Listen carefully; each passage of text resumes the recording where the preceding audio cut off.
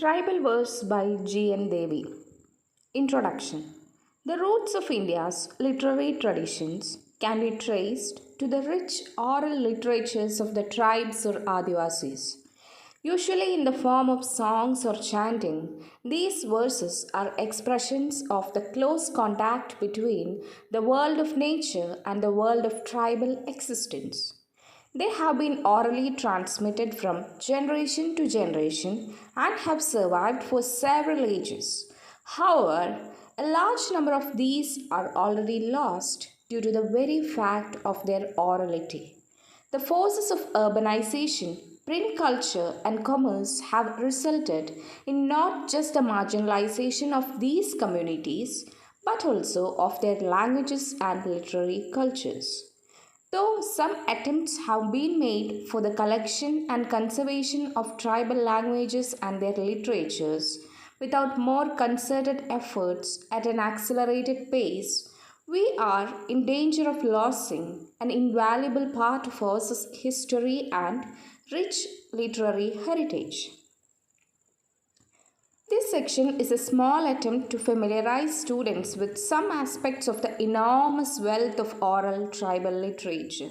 It begins with an extract from an essay by G.N. Devi in which he discusses the need to create a space for the study of tribal literature within the framework of canonized written text. What he argues for is the need for a new method to identify and read literature in which orality is not dismissed as casual utterances in different dialects.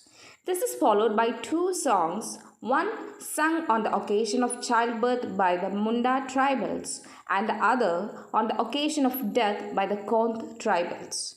The third verse is chanting in the ritualistic religious language of the Adi tribe, not the same as their language of conversation.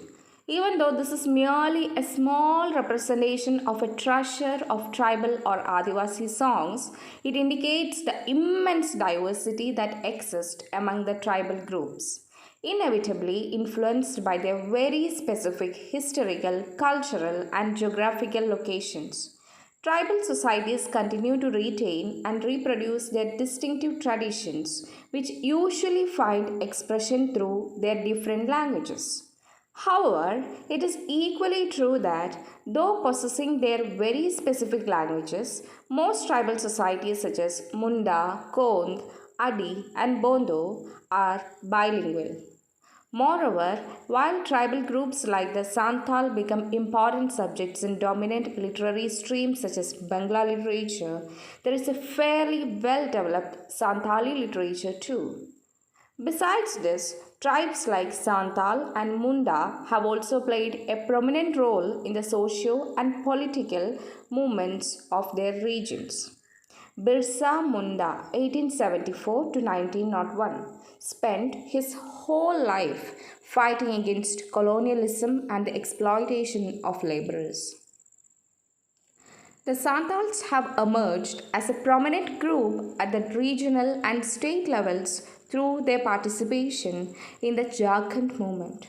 The three selected songs give us a small glimpse into the rich repository of folk songs that is an expression of the tribal vision of life.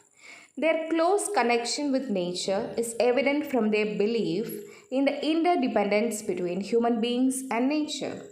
Nature for them is living and responsive to human existence and human actions, demanding respect essentially for any kind of coexistence. The songs exist originally in the native languages of the tribals and are sung or chanted. The effort to bring them to students in English naturally involves some loss of the original flavor and spirit, but that is a problem of all translation, and constant attempts need to be made to minimize this loss.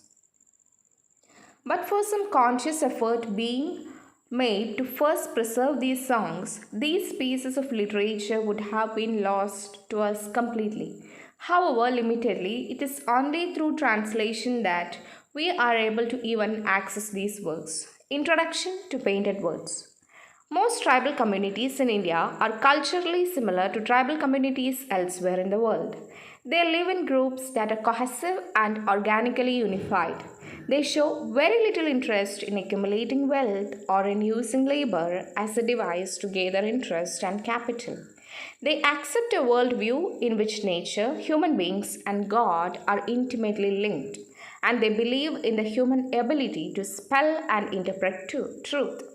They live more by intuition than reason. They consider the space around them more sacred than secular. And their sense of time is personal rather than objective. The world of the tribal imagination, therefore, is radically different from that of modern Indian society. Once a society accepts a secular mode of creativity within which the creator replaces God, imaginative transactions assume a self conscious form. The tribal imagination, on the other hand, is still, to a large extent, dreamlike and hallucinatory.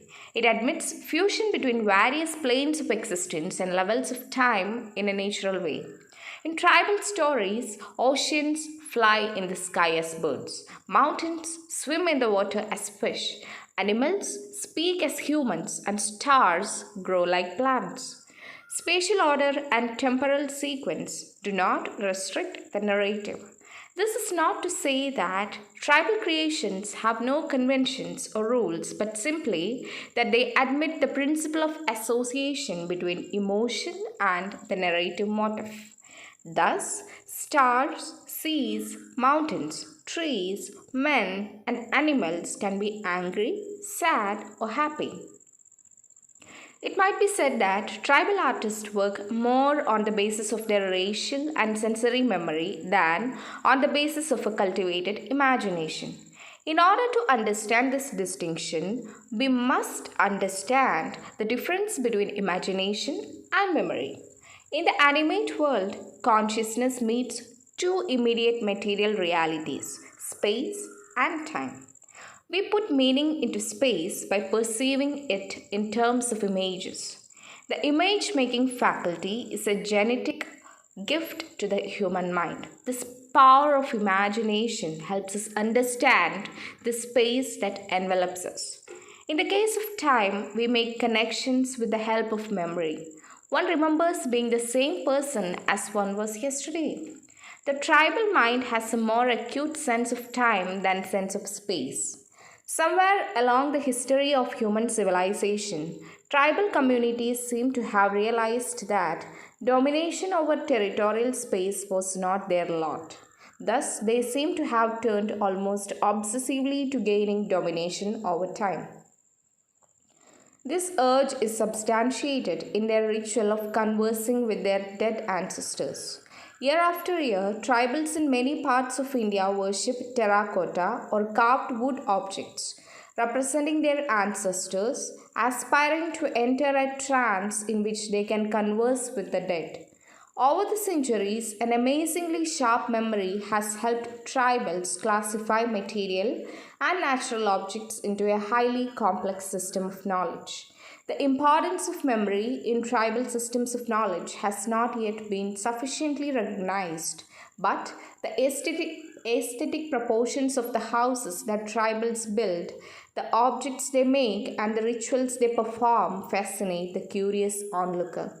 It can be hard to understand how, without any institutional training or tutoring, tribals are able to dance, sing, craft, build, and speak so well. A vast number of Indian languages have yet remained only spoken, with the result that literary compositions in these languages are not considered literature. They are a feast for the folklorist, anthropologist, and linguist, but to a literary critic, they generally mean nothing. Similarly, several nomadic Indian communities are broken up and spread over long distances but survive as communities because they are bound by their oral epics. The wealth and variety of these works is so enormous that one discovers their neglect with a sense of pure shame. Some of the songs and stories I heard from itinerant itinerant street singers in my childhood are no longer available anywhere. For some years now, I have been collecting songs and stories that circulate in India's tribal languages, and I'm continually overwhelmed by their number and their profound influence on the tribal communities. The result is that I, for one, can no longer think of literature as something written. Of course, I do not dispute the claim of written compositions and text to the status of literature, but surely it is time we realize that unless we modify the established notion of literature as something written, we will silently witness the decline of various Indian oral traditions. That literature is a lot more than writing is a reminder necessary for our times. One of the main characteristics of tribal arts is their distinct manner of constructing space and imagery, which might be described as hallucinatory in both oral and visual forms of representation. Tribal artists seem to represent verbal or pictorial space as demarcated by an extremely flexible frame. The boundaries between art and non art become almost invisible. A tribal epic can begin its narration from a trivial everyday event. Tribal paintings merge with living space as if the two were one and the same. And within the narrative itself or within the painted imagery, there is no deliberate attempt to follow a sequence. The episodes retold and the images created take on the apparently chaotic shapes of dreams. In a tribal Ramayana, an episode from the Mahabharata makes a sudden surprising appearance. Tribal paintings contain a curious mixture of traditional and modern imagery. In a way, the syntax of language and the grammar of painting are the same, as if literature were painted words and painting were a song of images. Yet, it is not safe to assume that the tribal arts do not employ any ordering principles. On the contrary, the ordering principles are very strict. The most important among these is convention. Though the casual spectator may not notice, every tribal performance and creation has at its back another such performance or creation belonging to a previous occasion.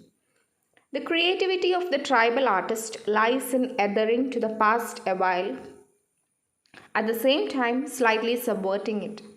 The subversions are more playful than ironic. Indeed, playfulness is the soul of tribal arts. Though oral and pictorial tribal art creations are intimately related to rituals, the sacred can never be left out. The tribal arts rarely assume a serious or pretentious tone. The artist rarely plays the role of the creator. Listening to tribal epics can be great fun, as even the heroes are not spared the occasional shock of the artist's humor. One reason for this unique mixture of the sacred and the ordinary may be that tribal works of art are not created specifically for sale. Artists do expect a certain amount of patronage from the community, like artists in any other context. But since those performing rituals are very often artists themselves, there is no element of competition in the patron artist relationship. The tribal arts are therefore relaxed, never tense. One question invariably asked about the tribal arts is whether they are static, frozen in tradition, or dynamic. A general misconception is that the orally transmitted arts are entirely tradition bound, with little scope for individual experimentation beyond the small freedom to distort the previously created text. This misconception arises from the habit of seeing art only with reference to the text, but the tribal arts involve not just text but performance and audience reception. Experimentation in the tribal arts can be understood only when they are approached as performing arts. Non tribals usually fail to notice that all of India's tribal communities are basically bilingual.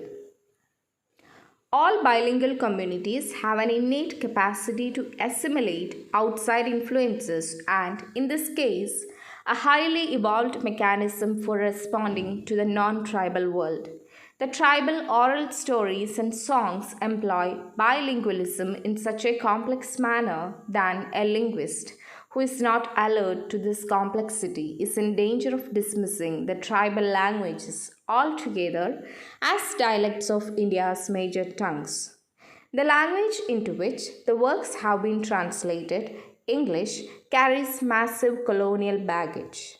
When the works of contemporary Indian writers who inherit a multilingual tradition several thousand years old were classified as new literature, Western academics had no idea how comical this classification looked to the literary community in India. Hence, it is necessary to assert that the literature of the Adivasis is not a new movement or a fresh trend in the field of literature. Most people have simply been unaware of its existence, and that is not the fault of the tribals themselves. What might be new is the present attempt to see imaginative expression in tribal language not as folklore but as literature, and to hear tribal speech not as a dialect but as a language. This attitude may be somewhat unconventional, but only until we recall that scripts themselves are relatively new and that the printing of literary text goes no further back than a few centuries. In comparison with creative experiments with the human ability to produce speech in such a way that it transcends time. In fact, every written piece of literature contains substantial layers of orality. This is particularly true for poetry and drama, but even in prose fiction, the elements of orality need to be significant if the work is to be effective. A Munda song, song of birth and death. My mother, the sun rose, a son was born. My mother, the moon rose, a daughter was born. A son was born, the cowshed was depleted. A daughter was born, the cowshed filled up. Translated from the original Mundari. Note on the Munda tribe. The Munda tribals live in parts of Jharkhand, West Bengal, Assam, Tripura, Madhya Pradesh, and Orissa. They are also known as Horohan or Mura, meaning headman of a village. One of the most studied tribal communities of India, they also have an encyclopedia on them. Encyclopedia Mundarica, 16 volumes by Reverend John Baptist Hoffman, 1857 to 1928, and other Jesuit scholars. The Munda are probably the first of the Adivasis to resist colonialism and they revolted repeatedly over agrarian issues. The Tamar insurrection of 1819-20 protested against the breakup of their agrarian system. In their quest to establish Munda Raj and reform their society to enable it to cope with the challenges of time, they organized the famous millennial movement under Birsa Munda 1874 to 1901, where their leaders used both Hindu and Christian idioms to create a Munda ideology and worldview.